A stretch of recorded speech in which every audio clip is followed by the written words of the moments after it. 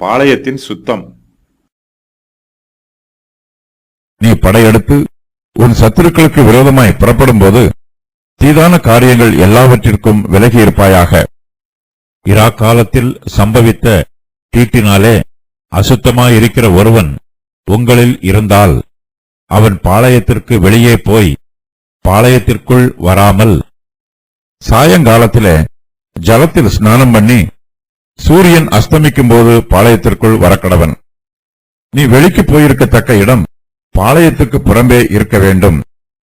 உன் ஆயுதங்களோட ஒரு சிறு கோலும் உன்னிடத்தில் இருக்க கடவது. நீ மலஜலாதிக்கு போகும்போது அதனால் மண்ணை தோண்டி மலஜலாதிக்கிருந்து உன்னிலிருந்து கழிந்து போனதை மூடிப்போட கடவாய்.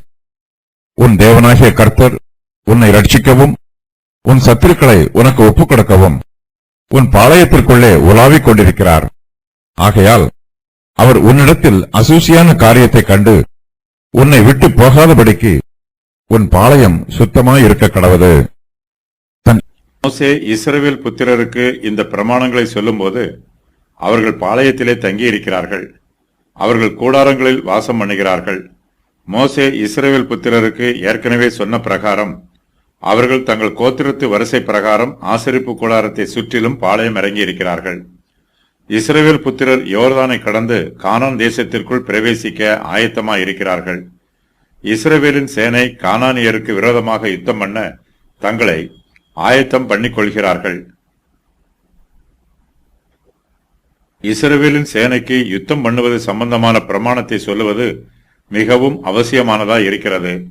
மோசே இஸ்ரவேல் புத்திரரின் சேனையை நோக்கி, நீ படையெடுத்து உன் சத்துருக்களுக்கு விரோதமாய் புறப்படும் போது தீதான காரியங்கள் எல்லாவற்றிற்கும் விலகி இருப்பாயாக என்று சொல்லுகிறார். இஸ்ரவேலரின் பாளையம் சுத்தமாய் இருக்க வேண்டும். பாளையத்தில் சகலமும் ஒழுங்கும் கிரமமுமாக நடைபெற வேண்டும். இஸ்ரவேல் புத்திரரும் அவர்களுடைய பாளையங்களும் சுத்தமாய் இருக்க வேண்டும் என்பதை மோசே இந்த வசன பகுதியில் மறுபடியுமாய் சொல்லுகிறார். இஸ்ரவேல் ஜனத்தார் எல்லா காரியங்களிலும் சுத்தமாய் இருக்க வேண்டும். தங்களுடைய ஆவிக்குரிய காரியங்கள், நீதிநெறி சம்பந்தமான காரியங்கள், மார்க்க காரியங்கள், சடங்காச்சாரமான காரியங்கள், சமுதாய காரியங்கள், இயற்கையான காரியங்கள், சரீர ஆரோக்கியம் ஆகிய எல்லாவற்றிலும் அவர்கள் சுத்தமாய் இருக்க வேண்டும். இஸ்ரவேல் புத்திரர் தங்கள் சத்துருக்களுக்கு விரோதமாக படையெடுத்து புறப்படும் போது அவர்கள் சத்துருக்களை நோக்கி பார்ப்பதோடு தங்களை தாங்களே நோக்கி பார்த்து கொள்ள வேண்டும். அவர்கள் தீதான காரியங்கள் எல்லாவற்றிற்கும் விலகி இருக்க வேண்டும். இஸ்ரவேலின் சேனையில் உள்ளவர்கள் எல்லா பாவங்களுக்கும் விலகி இருக்க வேண்டும்.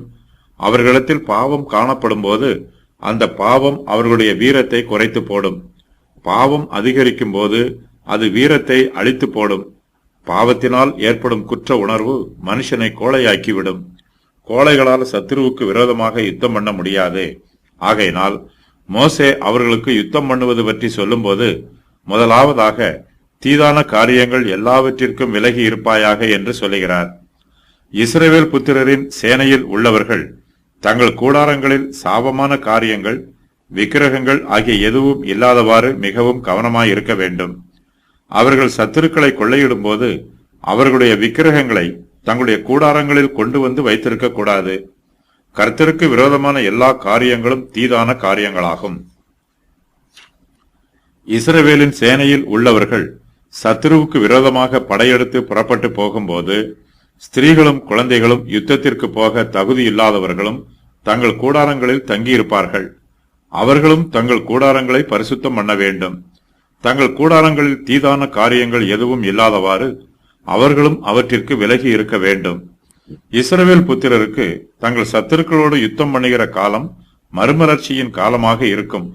அவர்கள் கர்த்தரை நம்பி யுத்தம் பண்ணுகிறார்கள். யுத்தம் கர்த்தருடையது. கர்த்தர் தங்களுக்காக யுத்தம் பண்ணுவார் என்று அவர்கள் நம்புகிறார்கள். கர்த்தர் தங்கள் ஜெபத்தை கேட்டு சத்துருக்களுக்கு விரோதமான யுத்தத்திலே தங்களுக்கு ஜெயத்தை கட்டளையிடுவார் என்று நம்பிக்கையோடு யுத்தம் பண்ணுகிறார்கள்.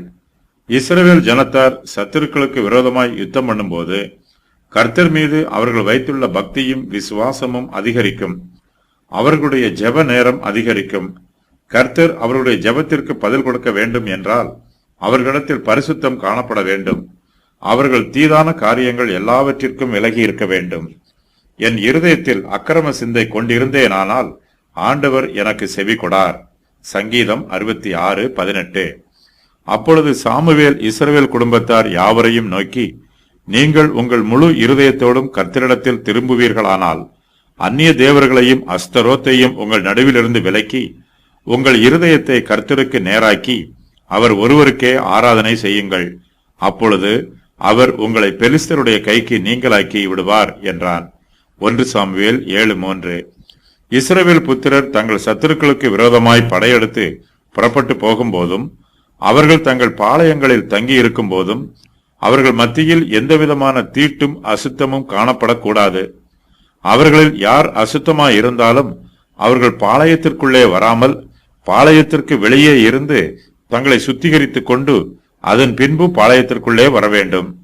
மோசே இஸ்ரவேல் புத்திரரை நோக்கி, இராக்காலத்தில் சம்பவித்த தீட்டினாலே அசுத்தமாயிருக்கிற ஒருவன் உங்களில் இருந்தால் அவன் பாளையத்திற்கு வெளியே போய் பாளையத்திற்குள் வராமல் சாயங்காலத்திலே ஜலத்திலே ஸ்நானம் பண்ணி சூரியன் அஸ்தமிக்கும் போது பாளையத்திற்குள் வரக்கடவன் என்று சொல்லுகிறார். இஸ்ரவேல் புத்திரருடைய பாளையம் சுத்தமாயிருக்க வேண்டும். எங்கு அசுத்தம் காணப்படுகிறதோ அங்கே நோய்கள் சீக்கிரத்தில் பரவிவிடும். ஆவிக்குரிய அசுத்தம் இருக்கும் இடத்தில் ஆவிக்குரிய ஆரோக்கியம் இருக்காது. சரீர பிரகாரமான அசுத்தங்களும் இயற்கையான அசுத்தங்களும் இருக்கும் இடத்தில் சரீர ஆரோக்கியம் இருக்காது. இஸ்ரவேல் புத்திரர் தங்களுடைய ஆத்மாவை சுத்திகரிப்பது போல தங்களுடைய சரீரங்களையும் சுத்தம் பண்ண வேண்டும்.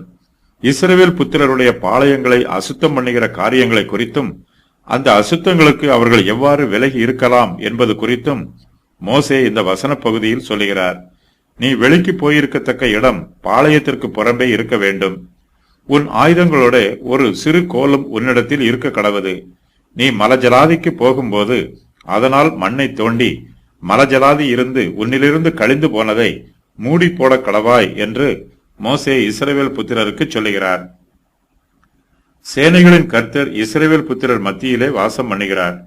கர்த்தருடைய உடன்படிக்கை பெட்டி அவருடைய பரிசுத்த பிரசன்னத்திற்கு அடையாளமாய் இருக்கிறது. கர்த்தரை ஆராதிக்கிற இஸ்ரவேல் ஜனத்தார் தங்களுடைய சரீரத்திற்கு உள்ளேயும் வெளியேயும் சுத்தமாய் இருக்க வேண்டும். அவர்களுடைய மனதும் சுத்தமாய் இருக்க வேண்டும். அவர்களுடைய சரீரமும் சுத்தமாய் இருக்க வேண்டும். கர்த்தருடைய கண்கள் தம்முடைய பிள்ளைகளை எப்போதும் நோக்கி பார்த்து கொண்டிருக்கிறது. மனுஷன் முகத்தை பார்க்கிறான், கர்த்தர் மனுஷனுடைய இருதயத்தையும் பார்க்கிறார். அவனுடைய சரீரத்தையும் பார்க்கிறார். அவனுடைய சுற்றுப்புற சூழ்நிலையும் பார்க்கிறார். கர்த்தர் பரிசுத்தராய் இருப்பது போல அவரை ஆராதிக்கிற அவருடைய பிள்ளைகளும் எல்லா காரியங்களிலும் பரிசுத்தமாய் இருக்க வேண்டும். மோசே இஸ்ரவேல் புத்திரருக்கு பரிசுத்தத்தை பற்றி சொல்லும் போது, உன் தேவனாகிய கர்த்தர் உன்னை ரட்சிக்கவும் உன் சத்துருக்களை உனக்கு ஒப்புக் கொடுக்கவும் உன் பாளையத்திற்குள்ளே உலாவிக் கொண்டிருக்கிறார். ஆகையால் அவர் உன்னிடத்தில் அசுசியான காரியத்தை கண்டு உன்னை விட்டு போகாதபடிக்கு உன் பாளையம் சுத்தமாயிருக்க கடவது என்று சொல்லுகிறார்.